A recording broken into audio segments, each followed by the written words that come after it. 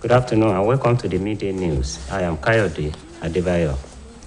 The federal government is currently facing several court cases over alleged breach of contract and a compilation of suits filed against the government by local and foreign entities in the past 2 years. Recently, the Attorney General of the Federation and Minister of Justice, Abubakar Malami, disclosed that the federal government had agreed to pay a foreign investor $496 million to settle a long-standing $5.26 billion contractual dispute. The government said the mediation proceedings were under the Alternative Dispute Resolution Framework of the International Chamber of Commerce, led by Philip Owe Richardson. According to the government, the settlement agreement came into effect last month. However, latest findings show that local and foreign entities have filed suits in local and foreign courts running to about 7.58 trillion naira in compensation claims. Senior lawyers in the country who spoke on the issue accused government officials of carelessness.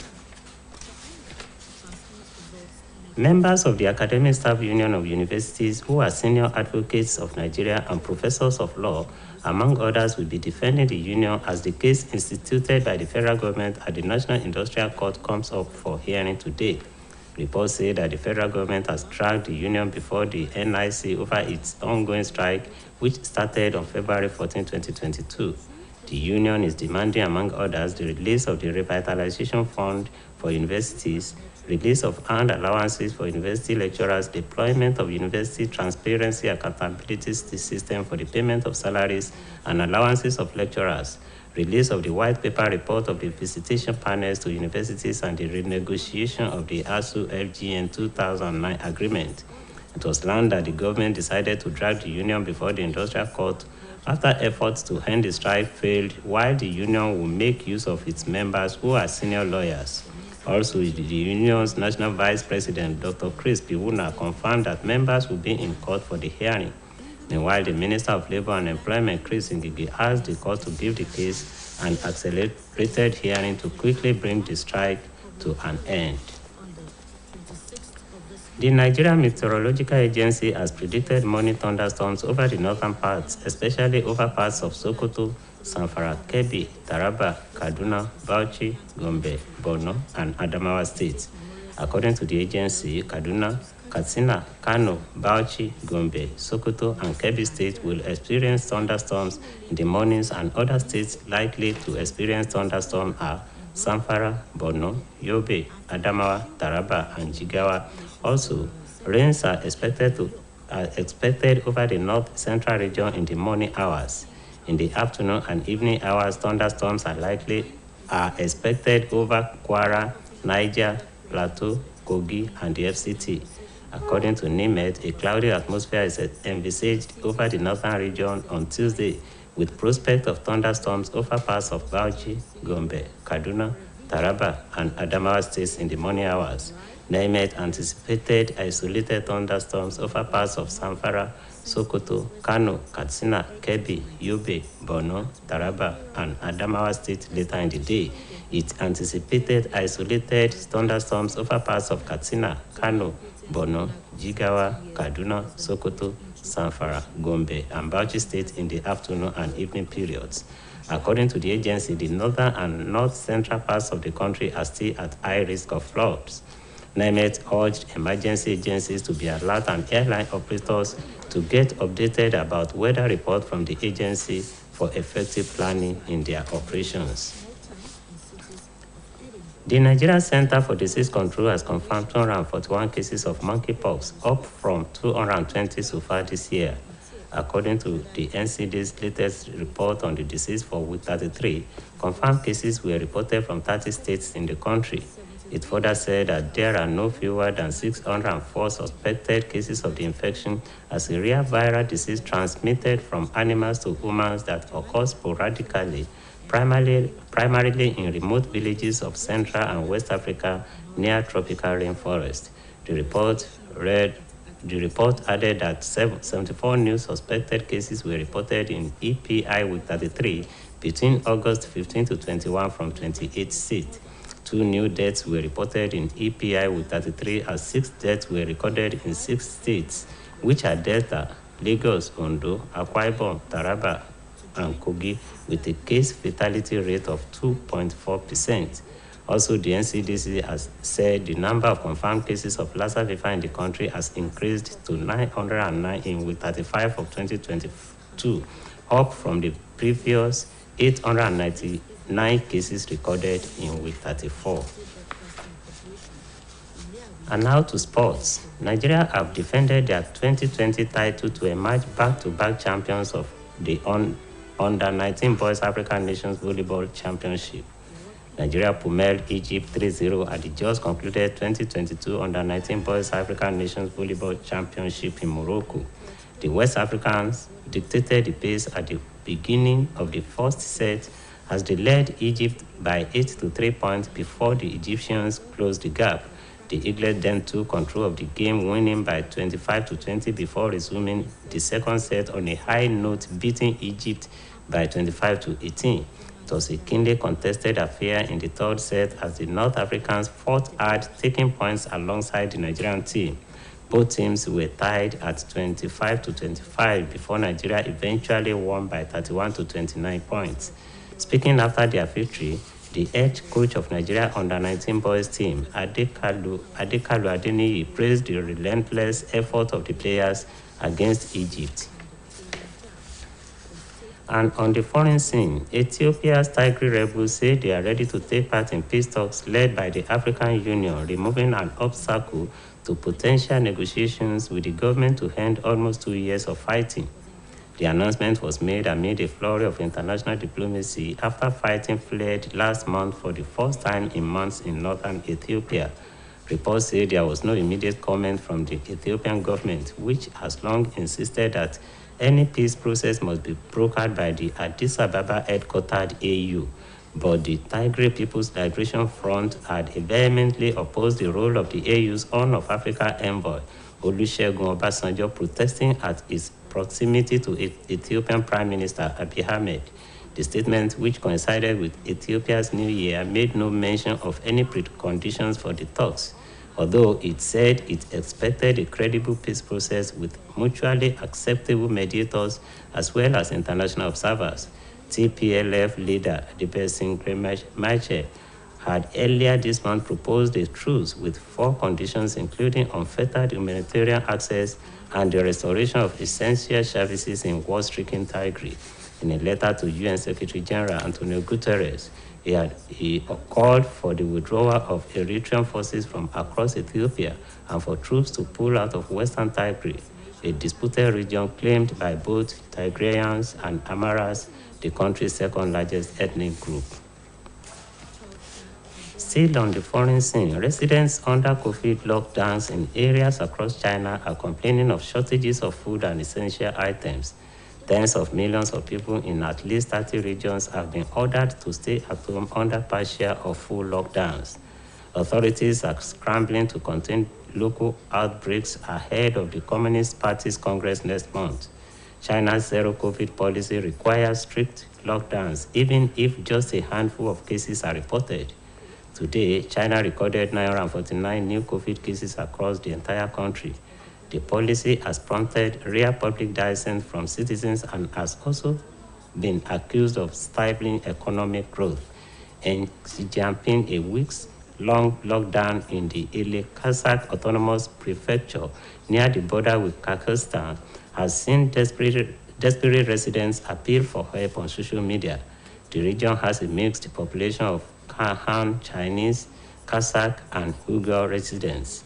Earlier this month, a long-awaited UN report accused China of serious human rights violations against Uyghur and other mainly Muslim minorities in Xinjiang, while rights groups say that more than 1 million Uyghurs had been detained against their will.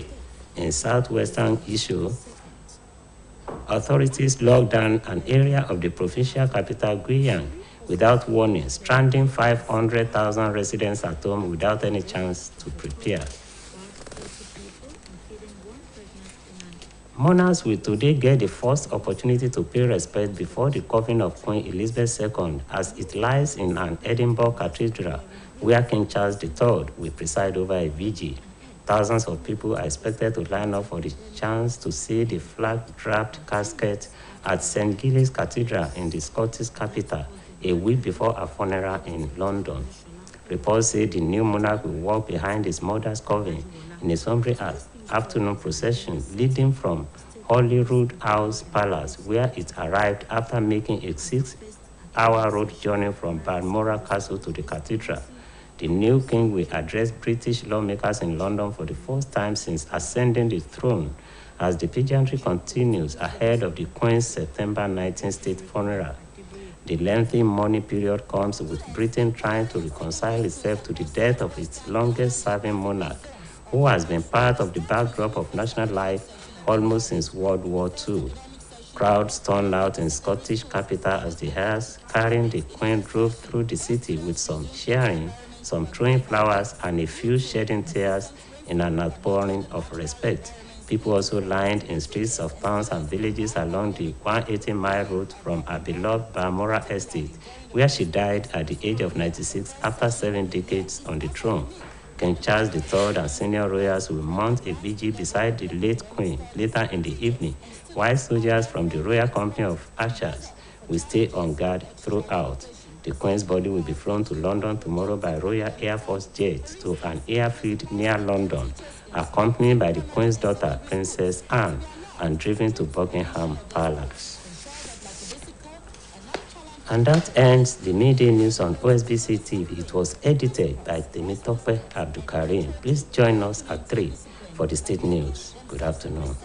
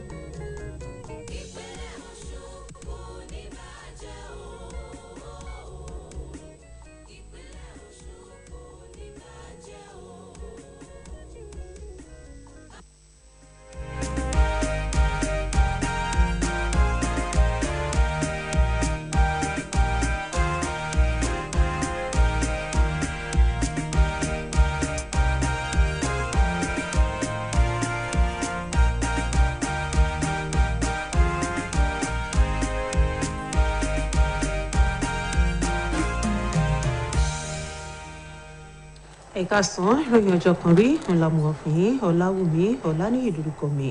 Ìjọba àpapọ̀ tí ń fojú winá ọ̀kan ọ̀jọ̀kan ẹ̀sùn táwọn iléeṣẹ́ àgbàṣẹ́ṣe kan nílẹ̀ yìí àti lókè òkun fi ń kàn án lórí pé oyè àdéhùn lẹ́nu lọ́lọ́ yìí lámòfin àgbà lórílẹ̀‐èdè yìí ti tún ṣe mínísítà fẹ́tọ̀ ìdájọ́ Abubakar Malami sọ di mímọ̀ pé ìjọba àpapọ̀ ti gbà láti san owó tó tó mílíọ̀nù lọ́nà $584 láti san fún fi san àjẹsílẹ̀ owó àwọn kọngílá ilẹ̀ òkèèrè.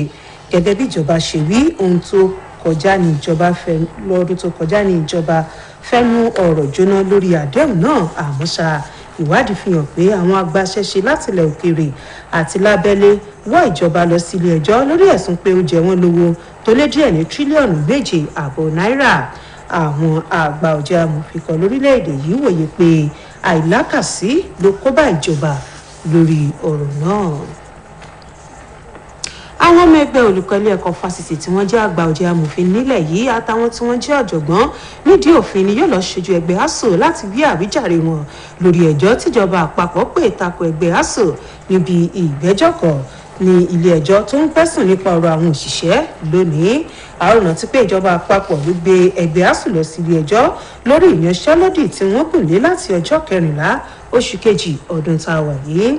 Lára ohun tí wọ́n lẹ́gbẹ́ náà béèrè fún ni àtúnṣe sí owó tí wọ́n ná ṣẹ́ka ètò ẹ̀kọ́ fásitì, sísan àwọn àjẹmọ́nú àwọn olùkọ́ náà tó ti wà tẹ́lẹ̀ àti jíjẹ́ kí àkóyawọ́ wà nídìí ìlànà bí wọ́n ṣe san owó oṣù àwọn olùkọ́ tó jẹ́ tìlé ẹ̀kọ́ fásitì èyí tí wọ́n dìjọ fẹnu kò lé lórí láàrin ìgbìmọ̀ tíjọba gbé kalẹ̀ pẹ̀lú wọn lọ́dún 2009. Ìròyìn fi yé ni pé ìjọba gbé ìgbésẹ̀ gbígbé ẹgbẹ́ ASUU lọ sí ilé ẹjọ́ tó ń gbẹ́sùn nípa ọ̀rọ̀ àwọn òṣìṣẹ́ lẹ́yìn akitiyan rẹ̀ láti lè mú kí wọ́n ṣẹ́wélé ìyanṣẹ́lódì tí wọ́n gùn lé tó sì tún fojú hàn. Lára àwọn ọmọ ẹgbẹ́ náà tí wọ́n jẹ́ amòfin ni wọ́n fẹ́ lò láti wí àwíjàre wọn. Bákan náà ní igbákejì olórí ẹgbẹ́ ASUU nílẹ̀ yìí ọ̀mọ̀wé Chris P. Wuma ti fìdí rẹ̀ múlẹ̀ pé àwọn ọmọ ẹgbẹ́ rẹ̀ ni wọn yóò péjú síbi ìgbẹ́jọ́ yìí.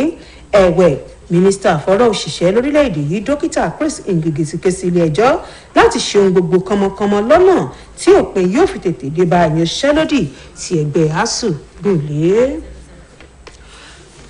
Àjọ tó ń wo bí ojú ọjọ́ ṣorí lórílẹ̀ Nàìjíríà ti ní ó ṣeé ṣe kí àrà ó sán lemọ́lemọ́ lọ́wọ́ àárọ̀ láwọn agbègbè kan lápá àríwá ilẹ̀ yìí, ní pàtàkì láwọn agbègbè kan ní ìpínlẹ̀ Sokoto, Zamfara, Kebbi, Taraba, Kaduna, Bauchi, Gombe, Borno àti ìpínlẹ̀ Adamawa. Gẹ́gẹ́ bí àjọ náà ṣe wí, ó tún ṣeé ṣe káwọn ìpínlẹ̀ bíi Kaduna, Katsina, Kano, Bauchi, Gombe, Sokoto àti Kebbi nípìn níbi àrà tó ṣeé ṣe kó sán lemọ́lemọ́ tí ò sì lè yọ Zamfara, Borno, Yobe, Adamawa, Taraba àti Jigawa sílẹ̀. Bákan náà làjọ ọ̀hún tún ní káwọn èèyàn apá àárín gbùngbùn àríwá ó máa retí òjò ọlọ́pọ̀ wákàtí lọ́wọ́ àárọ̀, ọ̀sán àti ìrọ̀lẹ́ tí yóò sì tún sán àrá láwọn agbègbè kan ní ìpínlẹ̀ Kwara, Niger, Plateau, Kogi àti olú-ìlú yìí Àbújá. Gẹ́gẹ́ bí àjọ NIMET ṣe wí, ó ṣeé ṣe kí kùrukùru tún gba ojú ọjọ́ lọ́la, káàrà sì tún sán láwọn agbègbè kan ní Bauchi, Gombe, Kaduna, Taraba àti Adamawa lọ́wọ́ àárọ̀. Bẹ́ẹ̀ ni wọ́n ní ó ṣeé ṣe kí àrá míì tún sán lọ́wọ́ alẹ́ láwọn apá ibòmíì ní ìpínlẹ̀ Zamfara, Sokoto, Kano, Katsina, Kebbi, Yobe, Borno, Taraba àti Adamawa lọ́wọ́ ìrọ̀lẹ́. Àjọ náà wá fi tó àwọn èèyàn apá àríwá àárín gbùngbùn àríwá ilẹ̀ yìí létí pé ó ṣeé ṣe kí wọ́n fojú winá ìṣẹ̀lẹ̀ omíyalé, àgbàrá ya ṣọ́ọ̀bù. Àjọ NIMET ti wá rọ àwọn òṣìṣẹ́ iléeṣẹ́ ìrìnnà òfurufú láti wá gba àbọ̀ ìwádìí àjọ náà lọ́nà àti lè mọ̀ bí wọn yóò ṣe máa ṣe iṣẹ́ wọn.